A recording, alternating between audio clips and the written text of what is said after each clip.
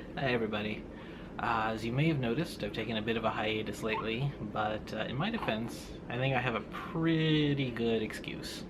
On that note, I'd like you all to say hello to my newest sidekick and co-star, Ryker. I love this guy. And he actually is providing me with a not-so-subtle segue into today's topic. I want to take a little bit of a departure from my usual pop culture rants and raves, and I want to address a more serious question. One that I'm sure a lot of you have had, but one that no one to date has asked me. It's certainly one that I asked a lot in the months leading up to this. What I want to talk about today is, how much is a baby gonna cost me?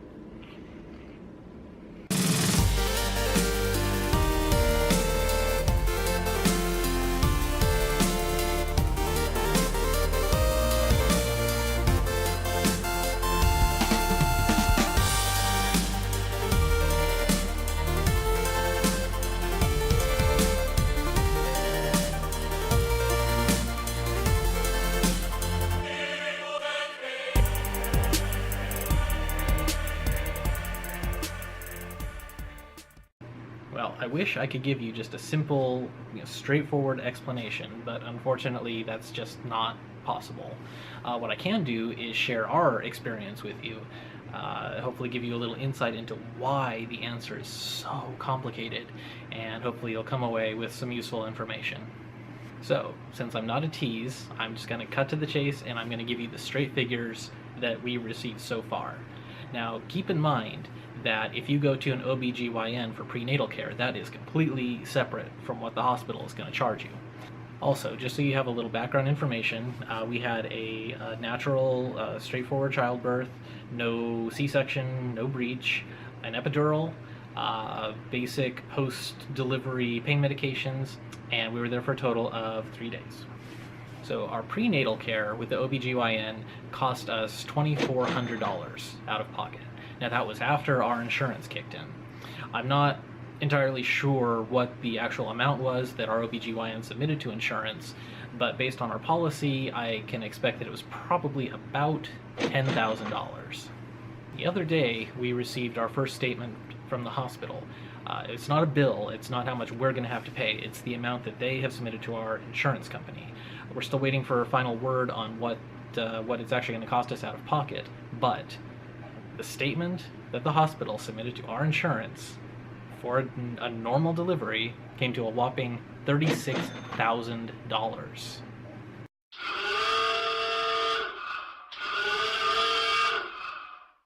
A few days later, we received a second statement for $4,000. The funny thing is, the first statement was just for Jessica's stay, and included $3,000 for room and board. The second statement was just for Ryker, and included another $2,000 for his room and board, because apparently that's two separate things, even though we all stayed in one room. Ridiculous. So again, just based on our policy, our out-of-pocket costs from the hospital alone could be as high as $10,000 once all is said and done. And that just depends on what's covered, and how much we're going to have to pay towards our deductible, how much is going to be paid after our deductible, if our insurance company negotiates it down with the hospital at all, etc. So added to what we've already paid out of pocket to our OBGYN for the prenatal care, our total cost for this delivery, for our little bundle of joy, could be about $12,400. I had thought about putting off making this video until we received the final bill and the final account from our insurance company so that I could give you more definitive figures, but unfortunately there's just no way to tell how long that's going to take. Hospitals and insurance companies can sometimes take up to a year to send the final bill, so I wanted to get this information out to you as soon as possible while it's still fresh, and I will post a follow-up video once we know a little more for sure. So, now you've got the short answer to the question, which is probably all most of you really wanted to know in the first place, but if you want to go a little deeper into this, keep watching.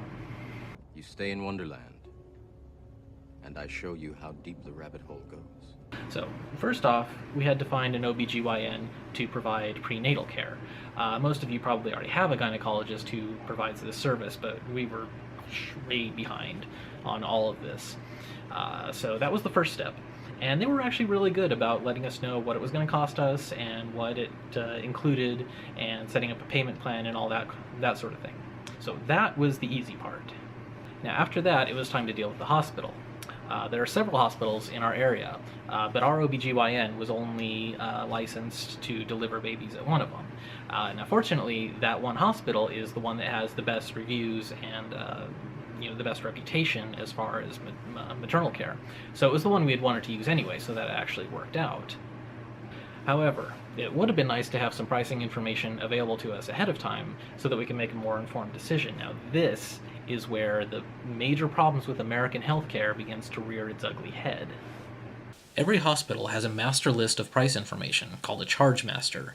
It has a code for every product and service offered by the hospital and the accompanying price. When you check into the hospital, they create an account for you, and every product or service that you use, or that they say you use, while in the hospital is added to your account statement. Now here's where it gets really frustrating. The prices that the hospital charges are not related in any way to what they actually cost the hospital. It's not like other businesses where they use a simple 50% markup, or even 100%. It's whatever the hospital thinks they can get away with charging. Ibuprofen, administered by the hospital, costs about $30 per pill. To buy this over the counter would have cost a few bucks for a whole bottle.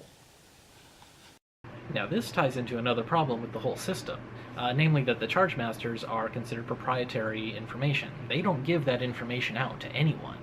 So if you're pregnant and you call a hospital just to get even a ballpark estimate on what the delivery is going to cost you, do not expect an answer, not even a vague one.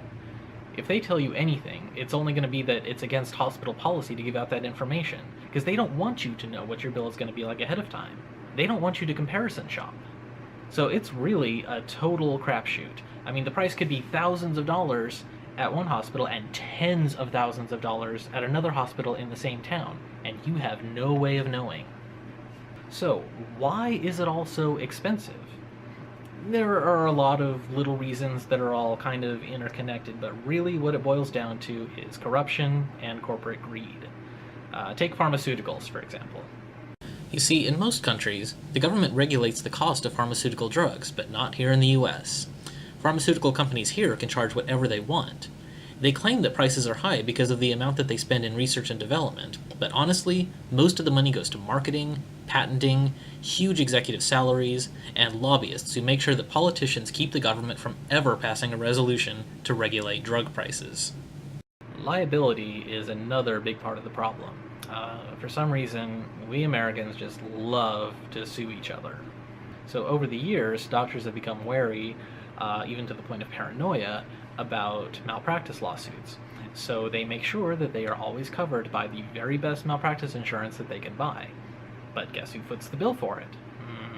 That's right, they pass the charge on to the patients. Or more accurately, they submit extremely inflated statements to your insurance company. Now, on top of that, in order just to completely avoid the possibility of a malpractice lawsuit, doctors in America tend to overtest, overdiagnose, and overprescribe. Now, if you go to a general practitioner, if you can even find one anymore, with just a simple headache, it used to be that they would give you a couple aspirin and send you home. Nowadays, they'll send you to a specialist who will order a CT scan, MRIs, and they'll prescribe you a cocktail of heavy pharmaceutical drugs that are designed to treat everything from muscle tension to spinal meningitis. And all of this is because if they don't cover every single base, they might get sued for missing something. And don't forget the astronomical cost of higher education in America. Doctors are in school for a long time, and most of them graduate with a crippling amount of student debt. And where do you think they get the money to pay for it? And even just the process of medical billing is a nightmare in and of itself. I mean, every healthcare provider has to deal with hundreds of different insurance companies, and each of those insurance companies has 100 different policies, and each of those policies has 1,000 different stipulations in it. Duke University Hospital has 900 beds and employs 1,300 billing clerks. That is how complicated the whole process is. That is the level of staffing they need, not to actually provide healthcare services, but just to figure out who's going to pay for it and how much. It really shows you where the priority is in the American healthcare system, doesn't it? And on top of all that is the insurance companies themselves. Now, I'm not going to get, started on this because literally that could go on for hours.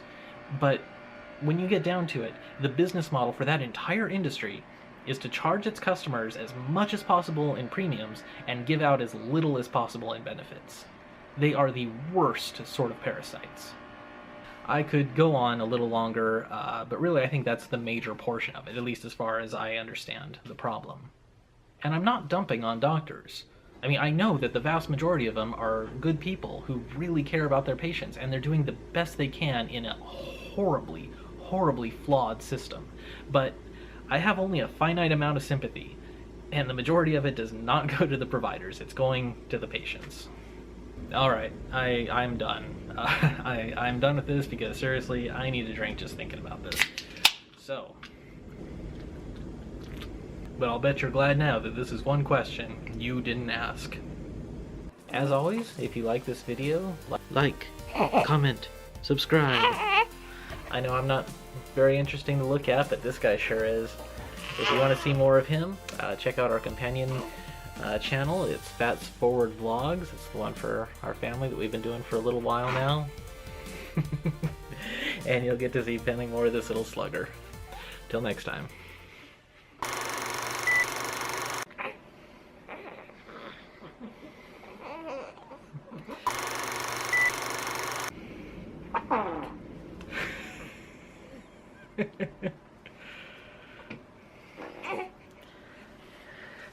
You say hello, Mr. Farty Pants?